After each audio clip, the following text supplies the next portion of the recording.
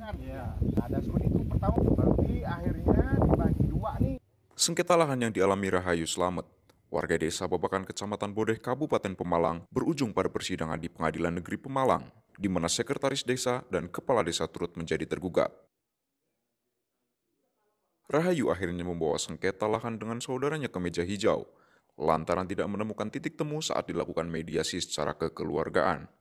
Sengketa lahan ini menurut Ferry Setiawan, tim advokat dari Rahayu, mengutarakan keberatan kliennya atas hasil proses pemberkasan pihak panitia desa untuk pemilikan tanah mendiang ayahnya.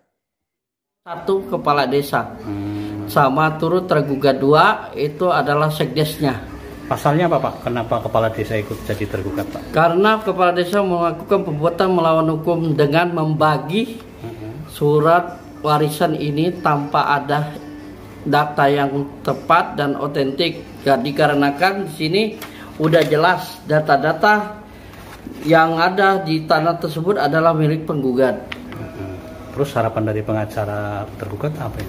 Harapan saya dari pengacaranya penggugat adalah mengembalikan tanah 2946 itu dikembalikan kepada penggugat.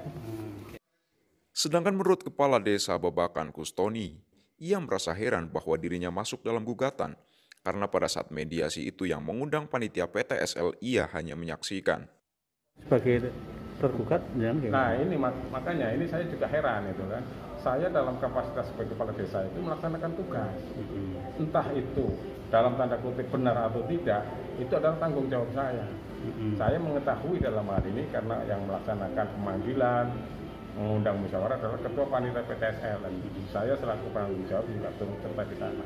Mestinya kalau digugat itu ya yang pertama digugat adalah ketua panitia PTSL. Tapi nggak apa-apa, kita ikuti saja. Saya hadir serta dengan perangkat desa, staf terutama sekdes dan lain-lain. Itu. Namun setelah tergugat dan penggugat memasuki ruangan sidang ditunda lantaran salah satu tergugat tidak bisa hadir dalam persidangan.